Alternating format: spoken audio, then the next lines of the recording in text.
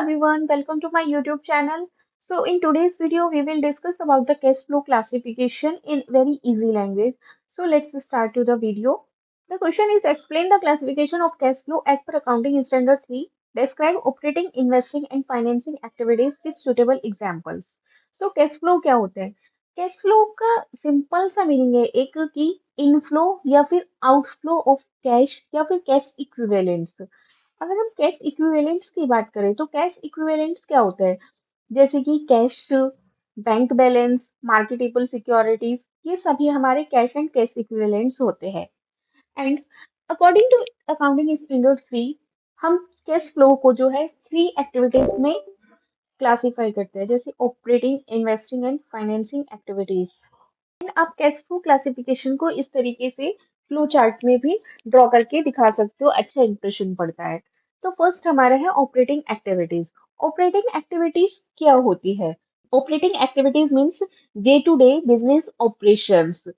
It can be either cash flow और it can be cash outflow, यानी कि cash flow from operating activities. You can take examples like cash from sale of goods and services. कोई भी हम business से अपने related हमारी जो भी गुड्स है और सर्विसेज है उससे हमें कोई भी कैश रिसीव होता है, या फिर कैश फ्रॉम कमीशन या फिर फी, कमीशन या फी के फॉर्म में हमें कैश रिसीव होता है। आउटफ्लो में हम एग्जांपल ले सकते हैं, अगर कैश आउटफ्लो में देखें किसी भी सप्लायर को हम कैश पेड करते हैं, cash paid to employees wages and salaries, ये सभी हमारे क्या है ऑपरेटिंग एक्टिविटीज के एग्जाम्पल्स है। सेकेंड है हमारा investing activities. Investing activities means purchase या फिर sale of long term assets. इसमें आप एक वर्ड याद रखना, लॉन्ग टर्म एसेट्स। जो भी हम डे टू डे ना करके लॉन्ग टर्म में इन्वेस्टमेंट्स करते हैं, सारी जो भी हमारी लॉन्ग टर्म इन्वेस्टमेंट्स होती है वो सभी हमारी इन्वेस्टिंग एक्टिविटीज होती है। और ये इन्वेस्टिंग एक्टिविटीज ज्यादातर जो है हमारी फ्यूचर ग्रोथ के लिए हम करते हैं।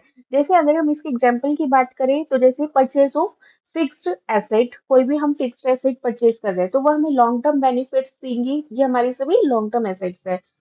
Cell of fixed asset, fixed asset की सेल से हमें जो है एक जो भी हमारी इनकम हो रही है वो हमारी क्या है इन्वेस्टिंग एक्टिविटीज है। अब फिक्स्ड एसेट हम रोज रोज तो नहीं सेल करते ना, कभी कभी सेल करते हैं, तो ये क्या है हमारी इन्वेस्टिंग एक्टिविटीज है।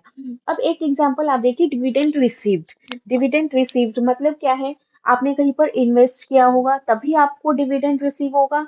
तो डिविडेंड रिसीव्ड भी हमारा किसका एग्जांपल है, इन्वेस्टिंग एक्टिविटीज का। इंटरेस्ट रिसीव, तो इंटरेस्ट भी हमें इन्वेस्टमेंट पे रिसीव होता है, तो ये भी हमारा क्या है इन्वेस्टिंग एक्टिविटी का एग्जाम्पल है। यानी कि all this activity shows growth and expansion policy of business. Third है हमारा फाइनेंसिंग एक्टिविटीज। फाइनेंसिंग एक्टिविटीज क्या होता है हमारा, यानी कि रेज करना या फिर रीपे करना फंड्स को।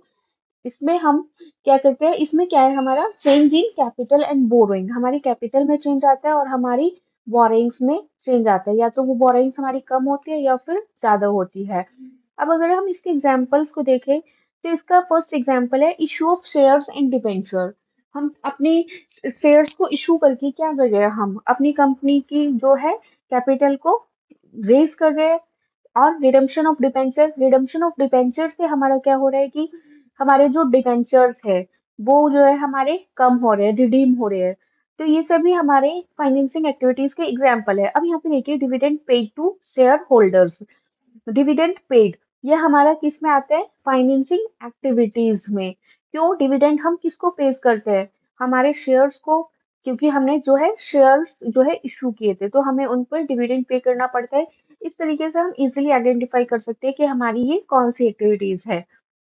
तो डिविडेंड पेड हमारी फाइनेंसिंग एक्टिविटीज है और इसी तरीके से डिविडेंड रिसीव्ड हमारी इन्वेस्टिंग एक्टिविटीज है। तो in conclusion we can say that it provides a clear picture of sources and also helps in assessing the liquidity, operational efficiency and financial stability of an enterprises.